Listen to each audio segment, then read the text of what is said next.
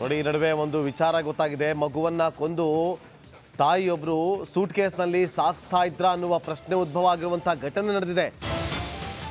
Startup founder ಮತ್ತು CEO ಸೂಚನಾ Sait arrest ಆಗಿದ್ದಾರೆ.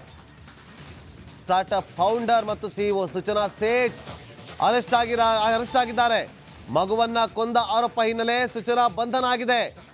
ಚಿತ್ರದುರ್ಗದ ಹಿರಿಯೂರು ತಾಲೂಕಿನ ಐಮಂಗಲದಲ್ಲಿ ನಡೆದಿರುವಂತಹ ಘಟನೆ ಇದು.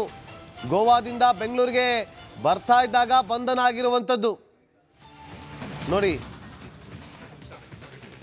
ಇವರೇ ಮಗುವನ್ನ ಕೊಂದು ಸೂಟ್ ಕೇಸ್ನಲ್ಲಿ ಸಾಗಿಸ್ತಾ ಇದ್ದಂಥ ತಾಯಿ, ಮಹಾತಾಯಿ, ಸ್ಟಾರ್ಟ್ಅಪ್ ಫೌಂಡರ್ ಮತ್ತು ಸಿಇಒ.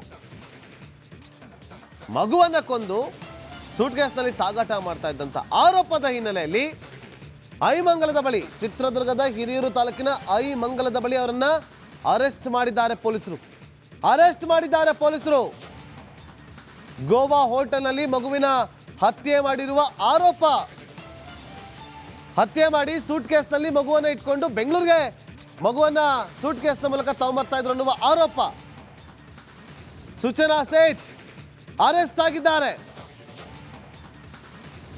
ಮಗುವನ್ನ ಗೋವಾ ಹೋಟೆಲ್ಗೆ ಕರೆದುಕೊಂಡು ಹೋಗಿದ್ದಂತ ಸೂಚನಾ ಸೇಠ್ ವಾಪಸ್ ಬರುವಾಗ ಮಗು ಮಾತ್ರ ಕಾಣಲಿಲ್ಲ.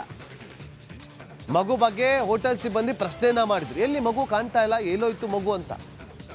ಇಲ್ಲ, ಸಂಬಂಧಿಕರ ಮನೆ ಕಳಿಸಿದ್ದೀನಿ ಅಂತ ಅಲ್ಲಿ ಹೋಟೆಲ್ ಸಿಬ್ಬಂದಿ ಬಳಿ ಅವರು ಉತ್ತರವನ್ನ ಕೊಟ್ಟಿರ್ತಾರೆ. ಆದರೆ ಮಗು ಕೊಲೆ ಮಾಡಿ ಸೂಟ್ ಕೇಸ್ನಲ್ಲಿ ತರ್ತಾ ಇದ್ರು ಸೂಚನಾ ಅಂತ ಹೇಳಲಾಗ್ತಾ ಇದೆ. ಪೊಲೀಸರು ತಪಾಸಣೆ ನಡೆಸಿದಾಗ ಘಟನೆ ಬಯಲಿಗೆ ಬಂದಿದೆ. ಮಗುವಿನ ಮೃತದೇಹವನ್ನ ಮಾರ್ಚರಿಗೆ ಶಿಫ್ಟ್ ಮಾಡಿದ್ದಾರೆ. ಆರೋಪಿ ಸೂಚನಾ ಅವರನ್ನ ಅರೆಸ್ಟ್ ಮಾಡಿದ್ದಾರೆ. ಗೋವಾ ಕರ್ಕೊಂಡು ಹೋಗಿದ್ರು, ಹೋಟೆಲ್ನಲ್ಲಿ ಸ್ಟೇ ಆಗಿದ್ರು.